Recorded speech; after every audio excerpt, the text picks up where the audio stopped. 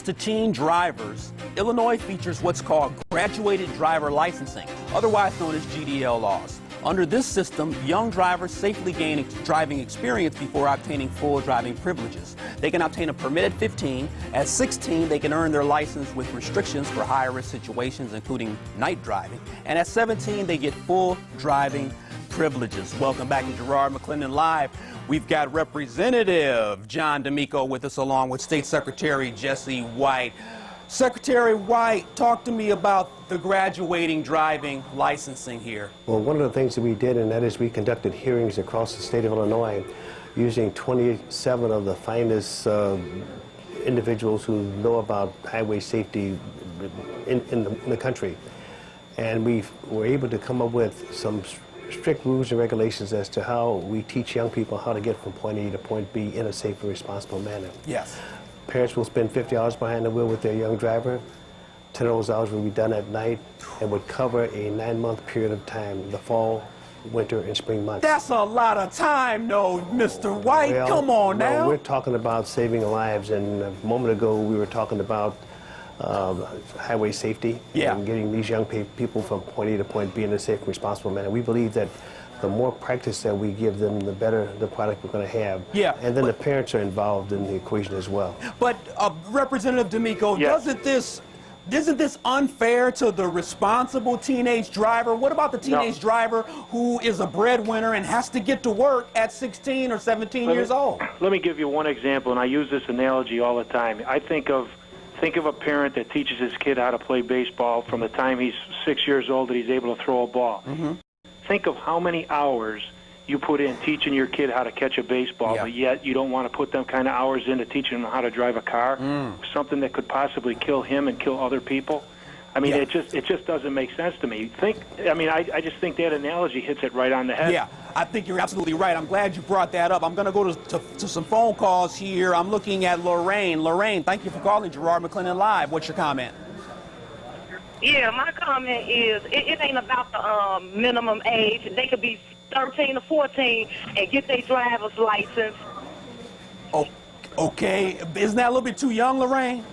No, that's not too young, because what our focus needs to be is on these DUIs, these repeat DUIs. Okay, so and all these people who loan these DUI offenders their cars and their vehicles, and they know they a repeat DUI, and that's what Illinois need to be cracking down on. Okay, so it ain't no 13 to 14-year-olds. They can't even drink yet. They ain't even at the legal drinking age. Yeah, okay. Let's get to the real issue. The real issue is the DUIs, the DWIs. I appreciate the phone call. Thanks a lot, Lorraine. Appreciate that. We're going to move on to Terrence. Terrence, thank you for calling Garrard McClendon Live. What's your comment? My comment is I think it should be 18 and up, because I lost a friend due to driving. And I had another friend in there who survived, and he said that the reason why they got into that accident was because he was trying to show off and his friend. I got my license, woo this, and I'm going to go out on the road and impress everybody. I think it should be 18 and up, where people are, be more responsible, and I don't think it's a money issue. Hey, Terrence, thank you for the call, man. I appreciate that. I want to share a story with you. It's interesting when you first get that driver's license, especially boys, you like to drive around, be seen by everyone. You might hit the gas pedal a little bit too hard, and things happen. I'm going to stay on the phones. Rosemary, thank you for calling Garrard McClendon Live. What's your comment? Rosemary, what's your comment? Hello? Yes, Rosemary, your comment, please. Yes, I don't believe that teenagers should be allowed to drive at 16 years old, because of the simple fact that they can't vote at 16, they can't go get health care on their own at 16. The law says as far as taxes, they're still the responsibility of their parents at 16. So they can't enter a contract at 16. So why would we allow them to enter a contract of driving, get behind a car which can become a lethal weapon, and possibly kill themselves, injure themselves, or someone else? No, 16 is just too young. Wow, Rosemary, thank you for calling Garrard McClendon Live. Secretary and Representative, my callers are very intelligent tonight. They're making some very good arguments for bumping that age to 18. Secretary. I'd like to speak to that.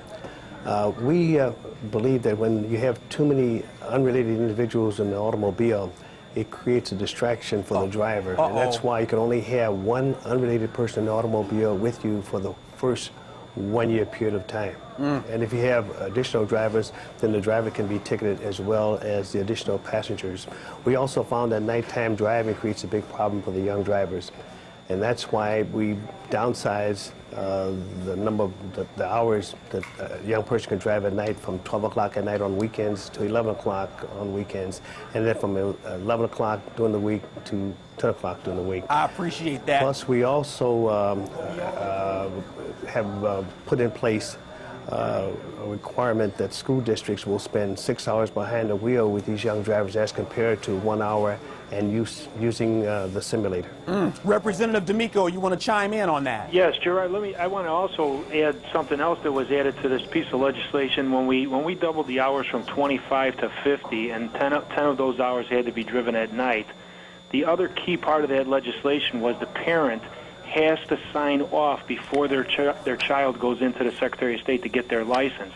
So if that parent feels that their kid is not ready to drive a car, they cannot get their license. And who better to judge than the parents to know if their kids are ready to go or not? Yeah, that's a good point. And you know what? I'm glad you brought up that like Little League baseball or Little League softball example, because I think of the number of hours that my parents spent with me trying to teach me how to hit a baseball and catch a baseball. And if only we could spend that same time with our children behind the wheel. Please hold tight. Over 50% of teen crashes occur on Friday, Saturday, and Sunday, and 72% of the crashes occur between the hours of 3 p.m. and midnight. Let your children drive Monday through Thursday before 12 noon. Oops, they're in school on those days. Too bad. More Garrard McClendon Live. We'll be back in 2 minutes. I just think it's way too much responsibility given to them at 16.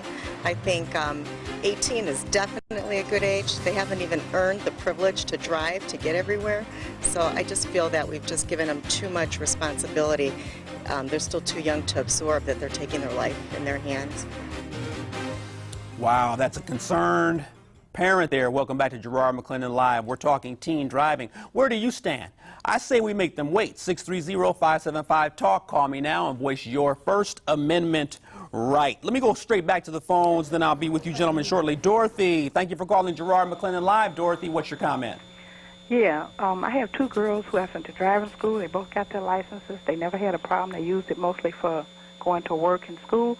But think about this. If they're trying to raise the driving age and lower the drinking age, now what do you think is going to happen when everybody gets 18 and they start driving and they start drinking? Wow. Wow, Dorothy, you got a good point there. So you think that's a recipe for disaster? Yes, yes. Teach them how to be responsible at 16 and 17. You don't have to wait till they're 18 to do everything. If they're going to drink at 18 and drive at 18 legally, you're going to have a problem. Dorothy, thank you for watching Garrard McClendon Live and calling the show. We appreciate that. Representative D'Amico, I mean, she's got a great point here, because what's happening is it's about parental responsibility in terms of teaching the child what's best. But what happens when there's this delicate imbalance? I mean, you know, do we have stiffer penalties on children who get into crashes and survive, or drink and drive? Well, here's the thing, and with this graduated driver's license bill that we passed, this is taking the place of raising the age to 18, because we're trying to make sure that our kids are prepared to be on the road, whereas before they were not as prepared. And as far as lowering the drinking age, I don't think that's going to happen. That's just because some college presidents want it to be done. Don't think that that's going to just automatically happen. I'm opposed to lowering the drinking age. Yeah. But this graduated driver's license is, bottom line is, it's making our kids more prepared for the road. And the statistics that the Tribune reported on, that the fatalities are down 47%, is already proving it right. You know, I think Representative D'Amico and Secretary of State White are on to something here. Before I go back to the phones, I want to read something quickly to you. It looks as if teenagers generally have a tendency to speed. There's a lack of attention behind the wheel. They're easily distracted. They have a greater tendency at times to not wear seatbelts, and there's also the ramifications of the immature brain. I'm moving to Marcia. Thank you for calling Garrard McClendon Live. What's your comment? Yes, thank you so much. I think Jesse White and Representative D'Amico have done an excellent job with the preparation of this program for driving education. So much is learned and required before they get to the full license. Yes, they can drive to school and back. Yes, in an emergency, they may be driving. But there's a requirement regarding who can be in the car and also the hours. This does put a responsibility back on the parent to make sure, even though they have their license, even though that they can drive, that they're following all those rules and regulations. Wow, Marcia, thank you for your phone call. State Secretary Jessie White, she has a good point, but don't you think this is just too many hoops for teenagers to jump through? No, I think we're right on target. And one of the things that I'm happy about, and that is we have put on our website a contract where it spells out the rules and regulations that the young person must abide by in order to keep their license. If by chance you happen to get a ticket, and of course it would be in violation of the spirit of the contract, then the parent can take away the keys for 2 weeks if that is the case. Yes. And then we also put in place a program whereby parents can pull up the driving record of their young driver with a PIN number. Yes. And they go on our website, www.cyberdriveillinois.com. And then, of course, we're proud of the fact, too, that we provide the parents and the young driver with a handbook that spells out the do's and don'ts of operating an automobile and making sure that the training program that they're involved with, that they must adhere to the letter. Wow, appreciate that. You know, it's all about responsibility. I just want to read some things that had me almost crying earlier. Justina Tostado, 18 years old, was killed after being thrown from her car. And Novak, 15, was on her way home at the time of a deadly crash. Michael Klein, 16, was killed after the car he was driving hit a patch of black ice on a bridge and slid into oncoming traffic. This is from a Chicago Tribune article a few years ago cataloging the 59 lives lost, teenage lives lost by traffic accidents. Email me, send comments to my blog, watch Garrard McClendon live clips online at www.cltv.com/GML. I read all blog comments and we may read yours on the air. Minimum driving age is the topic. 630-575-TALK. Garrard McClendon live, back in a few.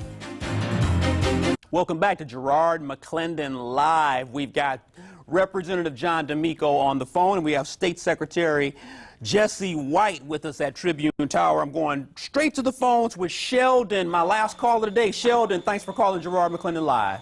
Yes, just two things real quick. I got my license when I was 16, or have been driving since I was 16, and I think it depends on the family. If you're a responsible mother and father and you train your kids right and they drive right, letting them know that driving is a privilege, not a right, then you'll be fine. If you're from I hate to say it, a broken home, so to speak, where anything goes, then you should expect bad behavior when it comes to driving.